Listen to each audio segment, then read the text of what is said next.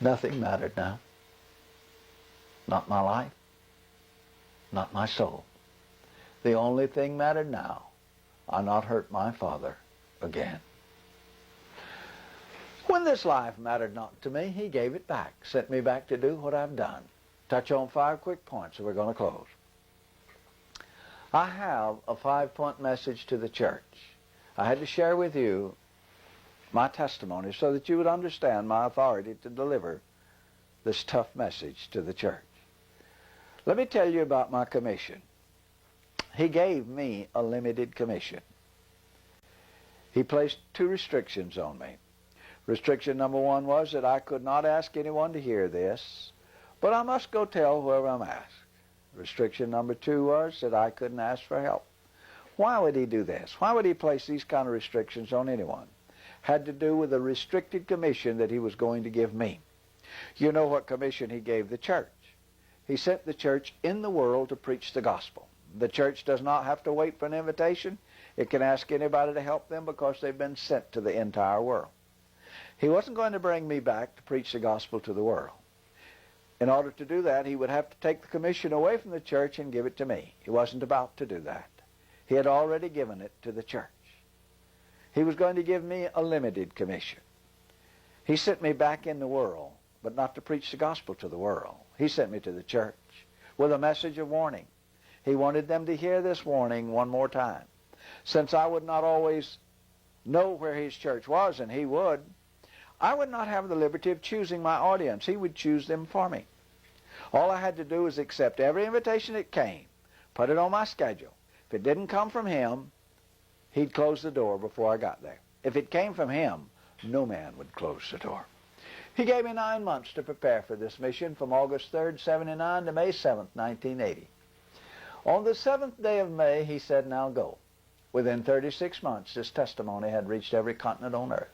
Basically, it's been told on most every major Christian radio and television network in North America and most of the world. At least one fellowship of almost every Christian denomination in North America and most of the world. We've never asked anybody to hear it, yet he's had us so busy telling it that 1989, 1991, my wife and I spent less than 90 days at home. We saw our children, our grandchildren, less than 90 days. Living on the road, airport apron, shopping center, mall, church parking lot, good people's driveway, hotels, motels, RV campgrounds, wherever we could find a place. Sleep, eat, take a bath, change clothes, go to the next door with a message so hard the world can't hear it, so hard Christians don't want to hear it. Nowhere in this book did it say it would be easy. What it said was it would be possible. So you can study this Bible all you want to, and you won't find a single place where it says take up your roses and follow me. What it says is take up your cross and follow me. Not many modern Christians are looking for a cross.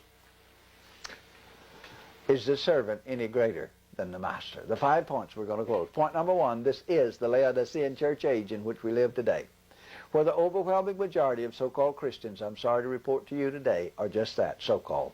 They are mouth professors and not heart possessors. And unless they wake up with this shaking, he's going to regurgitate them. His promise to do that, your Bible, Revelation chapter 3, verse 16. Point number 2, your adversary, the devil, is a personal and powerful adversary whose ability the church has grossly, and I do mean grossly, underestimated. I'm going to give you one piece of evidence to consider. If that don't touch you, nothing will. That piece of evidence, look at the average modern church fellowship. What does the world see? A wet noodle, reflecting no power, no compassion, most cases no love. The church as a whole, what does the world see? A divided body, cut in over 100 pieces, with most of the members within the individual's fellowship spending the majority of their time vilifying another piece, leaving the devil free to roam within the church. As a born-again believer, you're to give no place in your life to the devil. You're to give him no fear, no love. Meet him on the field of battle and defeat him. Point number 3. If you're ever going to experience any of God's miraculous power in your life, you're going to have to live that life, not just talk it. When the folks down where you work, shop, socialize, live, eat, sleep, when those people who know your private life after seeing your private life, can believe the words of your mouth. When you testify for Jesus Christ, then you can call upon His name, expect to hear from Him. Point number 4. Jesus said in Matthew 24:36, just before His second return to the planet Earth, or 37 rather, conditions on earth would once again mimic the conditions just prior to Noah's day. The conditions on earth at that time, mankind had but two priorities, wealth and pleasure, wealth and pleasure. Everything else was secondary. Right